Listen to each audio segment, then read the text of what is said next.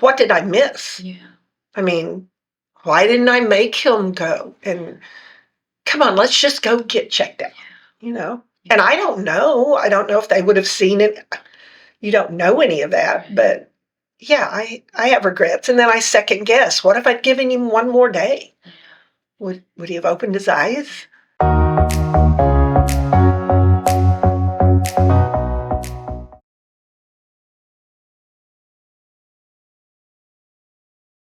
Hey, Lanita. Hey, how are you? I'm doing great. How are you?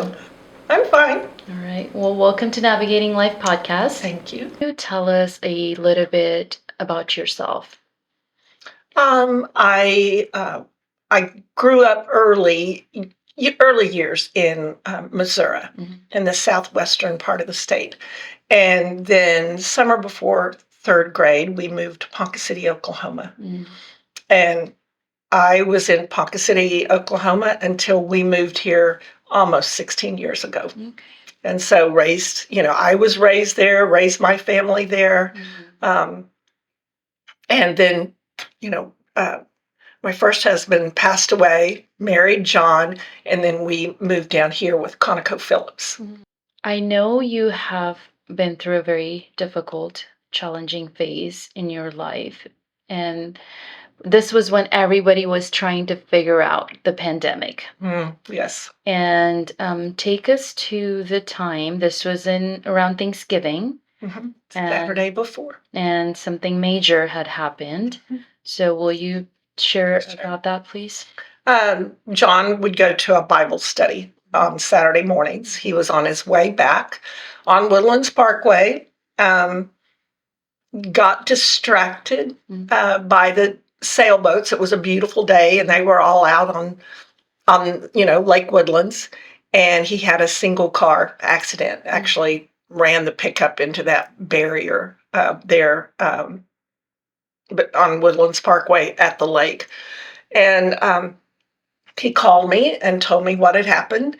Laughed that the tow truck had gotten there before the police. Then he texted and said, "I'm come to Robinson Road, meet me there. I'm just going to ride with the tow truck driver." So I did.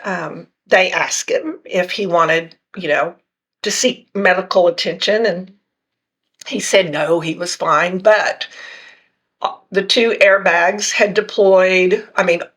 All whatever they have in the pickup had deployed. But he didn't feel like he had, hit his head or, did anything.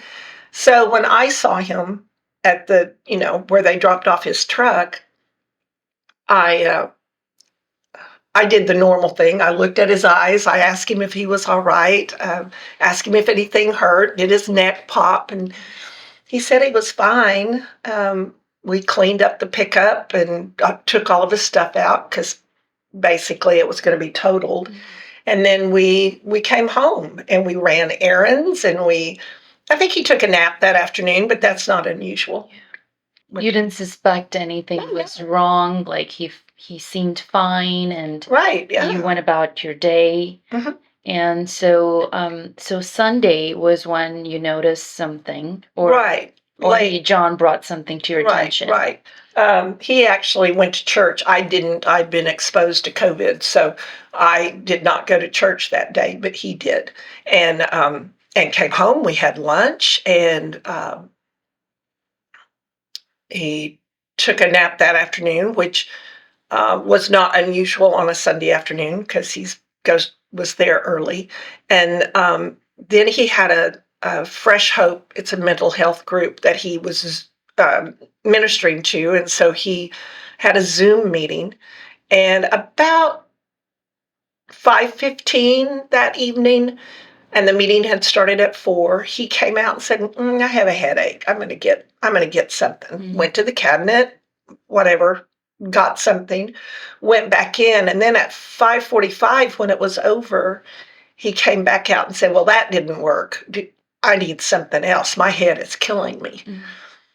And I had a grocery pickup that I was walking out the door to go get, and I asked him, I said, "Do you want me to run inside and get something stronger? And he said, no, just go pick up the groceries and come back. And when I left him, he was on the love seat. When I came back in, which was about 10 minutes, when I came back in, he was on the couch and he had thrown up twice. He said his head was killing him and he wanted to go to the ER. And so we went to the freestanding ER close to the house. So at this time, were you still suspecting anything, or you were like, because he had thrown up and... Well, of course, that changed everything. The headache, even as I think back on it, the headache was kind of like, huh. I mean, it wasn't, oh my goodness. It was more of a, I wonder.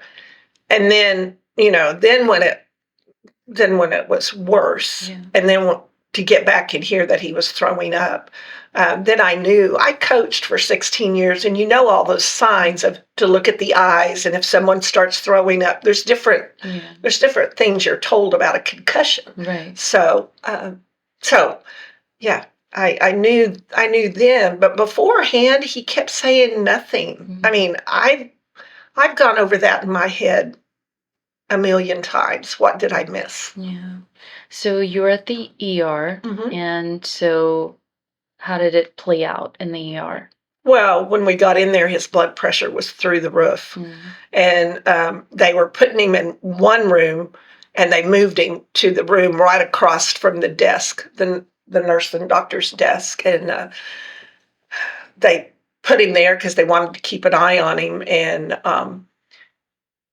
I guess from the blood pressure, probably from looking into his eyes, probably, I don't know what, she kind of, the doctor, she started kind of up in the game. I mean, she was already calling, they could do a CAT scan, so they were going to take him in to do a CAT scan, but she had already called the ambulance, and so the ambulance got there before they even got in to do the CAT scan. And she told him that he was going to go to Conroe, to the trauma unit. And he was like, well, I usually go to Methodist. And she was like, no, Methodist, you'll have to go downtown. I need you at a trauma unit quickly. So then I started realizing that something was going on. And so did it look differently from, because it was the pandemic? Oh, yes. Yeah. When the ambulance driver got there, and John had been rolled back into the CT room, and the ambulance got there, I told the young man that I was going to follow him up to Conroe. And he said, no, ma'am, you can't, because, I'm going to be full on, full out, full something. And I'm like, I'm a soccer mom. I can keep up, And he said, well, Conroe has gone back to no visitors because of COVID. And so he said at 6 p.m., they went back to no visitors at all. Okay. And so there's no need for you to come. Okay. So you couldn't go with him. You couldn't follow him. And so how did it look like? So John was taken to the trauma unit. And did you stay back? I remember you mentioning that, your son Jake was with you and she wanted to make sure you were okay. The person that was helping you or assisting. The doctor. I gave John at the ER, I gave John his glasses and his phone. And I said, we said our I love yous, and he said, well, I'll see you up there. And so I had to tell him that I wasn't going to be able to go because of COVID. And the last thing he told me was, but I want you there. And so the doctor knew that I was beginning to get upset. So they took John off, and she made me stay there. She wouldn't let me leave, and kind of talked me through some things that she saw, what was going on, she thought. And so when she was so kind. She gave me her card and her phone number and all this stuff. And she asked me that if I had family close by, and I do. My son Jake is right around the corner from me. So I went home. Well, I called him from the parking lot, and he asked if he could come over, and I said no. Let me get home. I need some time to process. I needed some time of just me alone. I needed some time. So, but about I didn't think we visited all that long, but I wasn't home very long until the ER doctor up in Conroe called me and started telling me everything that was going on with John, and that he had gone, when they were taking him back for the scans, that he had gone unresponsive. And so he was then telling me the surgeon was on his way in. I'm sorry that you can't come up here.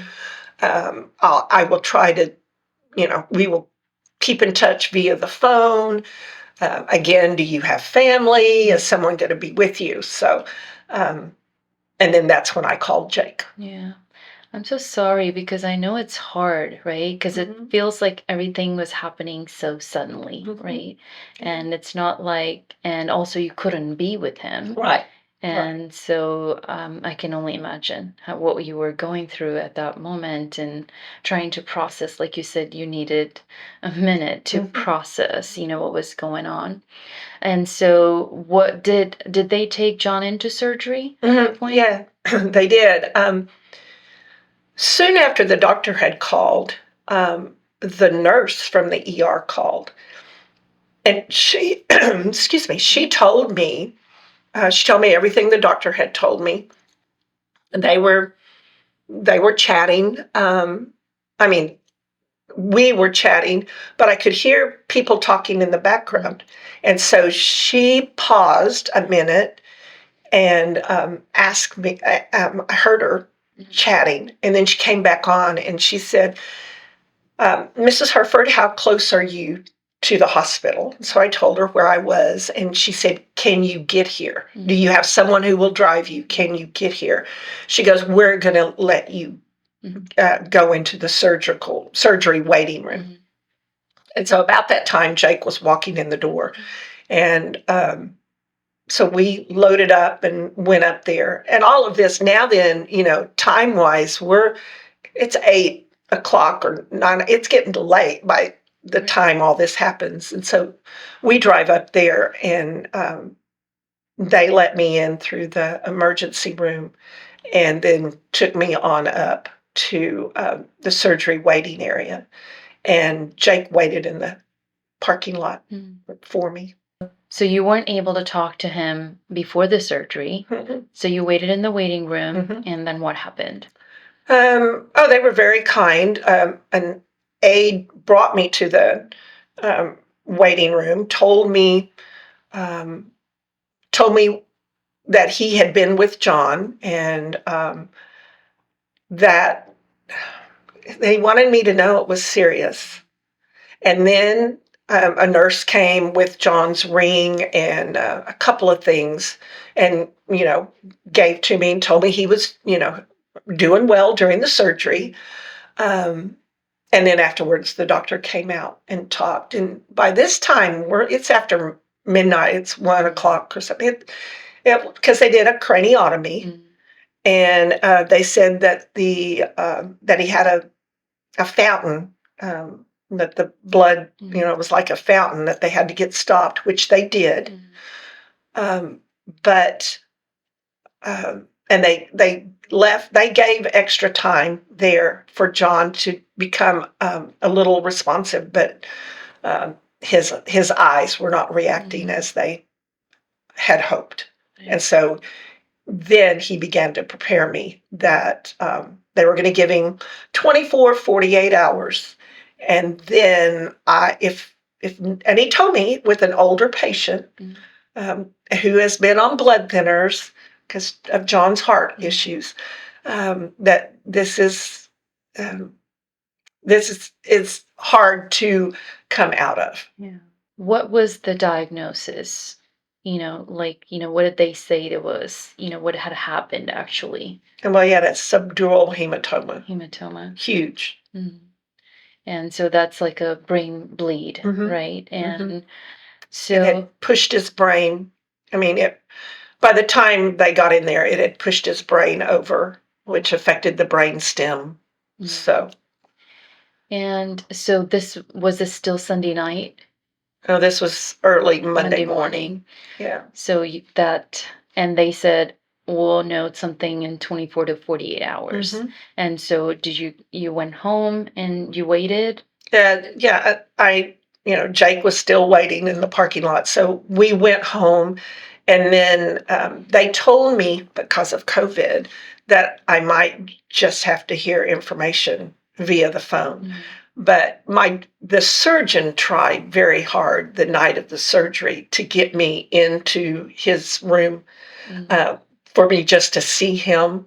But because of COVID, and I guess because of John's own care, they wouldn't.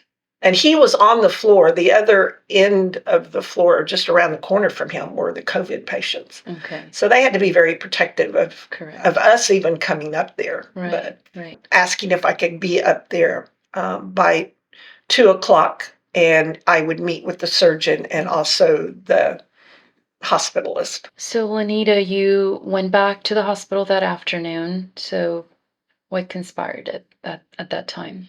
Met with the surgeon and the hospitalist, and I mean, they just kind of laid it out there that he was that morning when they were doing checks on him, that his eyes aren't responding, and they said it's really difficult for an older man with health issues to sometimes wake up. And so they said, again, well, we're going to give him, we said 24 hours to 48 hours. And then they told me I would have to make some decisions then. So I went into the room and ripped off my mask and kissed all over him and cried and begged him to open his eyes. Um, and then I guess they could hear me or see me or something, because the nurse came in at one point and said, "Is there anyone I can call for you?" So anyway, Jake got to come up, and my 20 minutes probably ended up being closer to an hour and a half, 2 hours. Our pastor got to come up, and so all those things that you're hearing all this information, and you're looking at him, he looks like he's just sleeping, and, begging him to open his eyes. And so. And so you got to visit and see him, and was Jake able to see him as well? Yeah. Bruce came in. I mean, we all got to visit with him. And so you had to leave, go back, and did you wait for 48 hours? Oh, yeah, we did. We had, so that would be on Monday.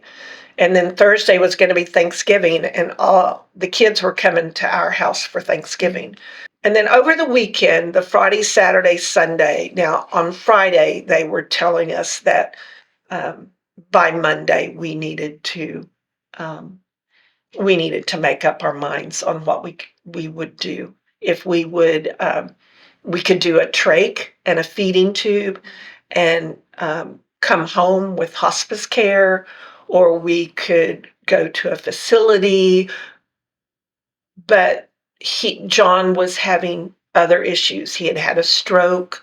They found another brain bleed deep in his head in his brain that they couldn't get to.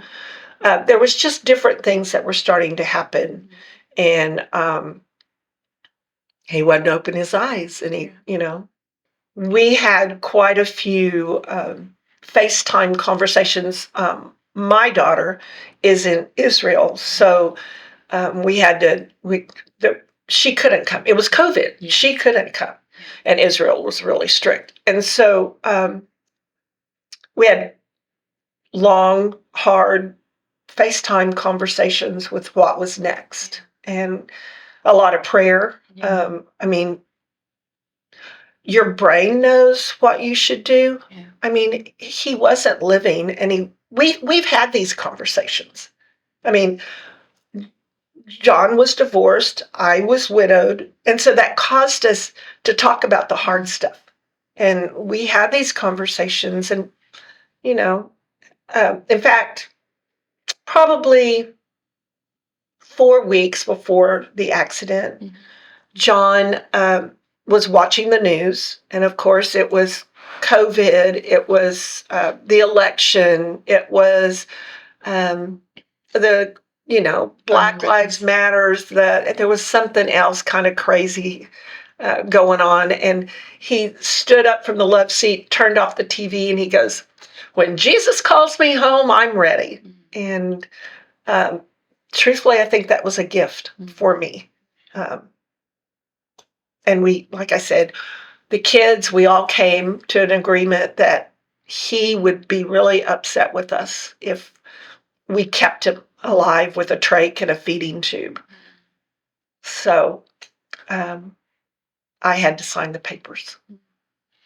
But I remember when we were talking, before filming, um, a very special moment you had with your daughter when we were signing papers. Would you share that with Yeah, us? it was with John's daughter. Mm. And we're there at the hospital signing, you know, signing off, I guess. Mhm. And Michelle grabbed a hold of my elbow and said, "You're not signing this alone. Jamie and I are with you and in agreement." And so, that meant a lot. Yeah. So you really had a great support system, Mm-hmm. right? Like family and kids and surrounding you. Oh, church family. Yes, and you didn't feel like alone. No. And I mean, it's hard, right? Like you have to process this when we go through, situations like this. We have to do the hard work, Mm-hmm. right? But having people around us that love us, care for us, it helps. Yes. It makes it a little bit easier, to get Right. through it. Right. And the hospital had been great.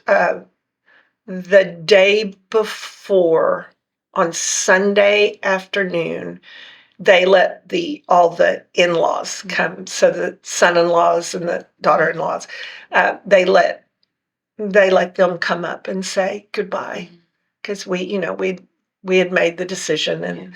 And then Monday, then Jake, Michelle, Jamie, and I went in, and Jake and Michelle left, and Jamie and I stayed until John passed away. So this whole thing was like start to finish was like 1 week, Oh, right? yeah. 1 week. Well, it was 8 days. Yeah. And so do it's a hard question, but looking back, do you have regret? Oh, yes. I mean, what did I miss? Yeah. I mean, why didn't I make him go? And come on, let's just go get checked out, you know? And I don't know. I don't know if they would have seen it. You don't know any of that. Right. But yeah, I have regrets. And then I second guess. What if I'd given him one more day? Yeah. Would he have opened his eyes? Yeah, that I feel like that, it hurts us like that trauma, right? It's like, and the survivor's guilt, like, what if, Mm-hmm. that how did you cope with um, the loss and the trauma and being widowed a second time around? Yeah, the Lord and I had a few conversations about that. I'd already checked the box and got the T-shirt, and I didn't think I would go through that again. Well, first off, the Lord. Mhm. Secondly, there's lots of people that care about us. And third, I went to a counselor. She said, truthfully, you have PTSD. you're grieving, but you have to address that you've got PTSD because this was a shock. My first husband died of esophageal cancer. We had 20 months. And the last 6, we knew that unless God healed him on earth. But this was, wham bam. Yeah. And so, and then for me, a lot of music in my house. I couldn't read. I couldn't stay engaged to read. So music was my go-to. Yeah. Yeah. Music is a beautiful, it's a, therapy, right? It heals you, helps you, process, things. What is a trait that you're proud of in you? Mm. Well, I'm loyal and I love big.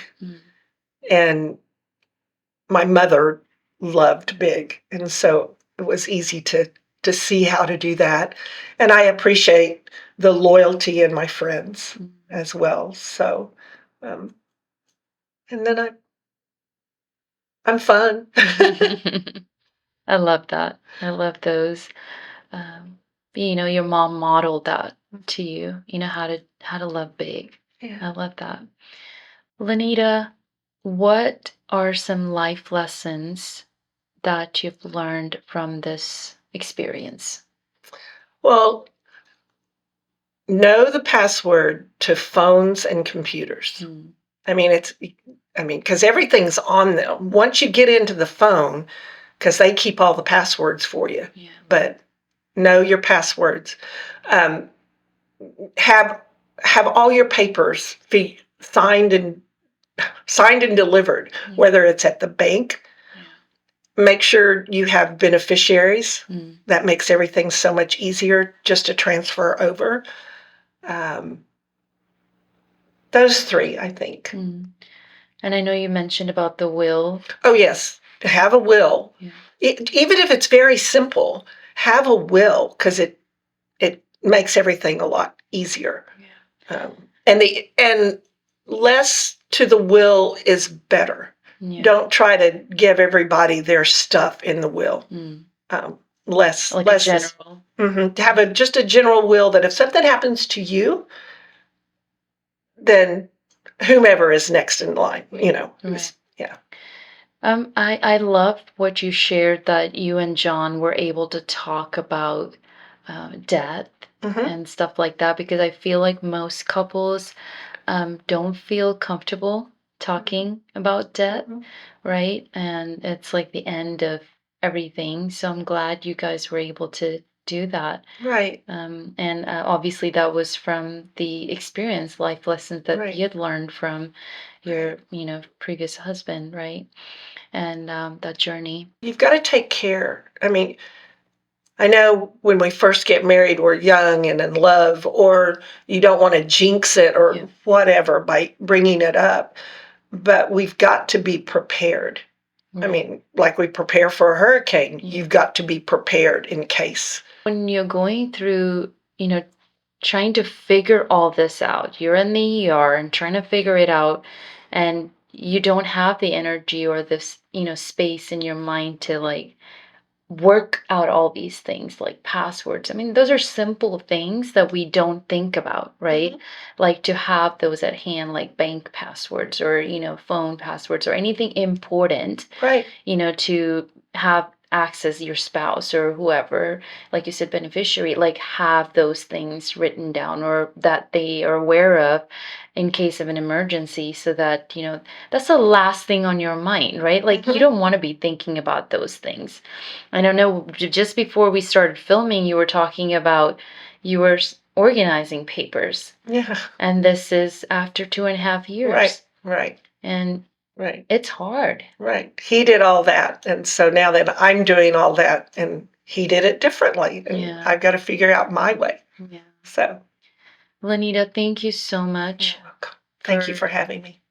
Being here on the podcast and sharing your story. I know it's not easy.